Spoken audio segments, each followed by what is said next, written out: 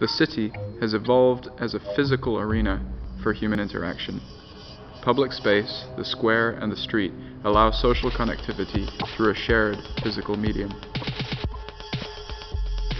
Developments in telecommunications allow people to interact across great distances.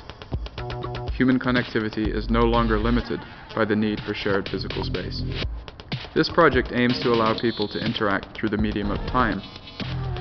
Like a palimpsest, a manuscript consisting of superimposed writings, this project superimposes layers of recorded social interaction.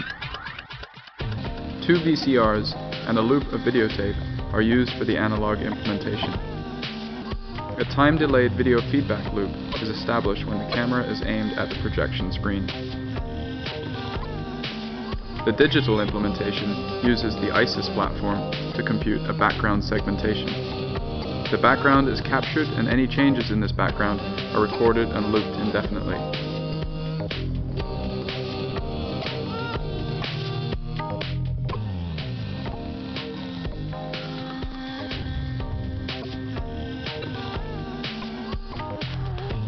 The interface extends the possibility for human interaction to occur through both time and space.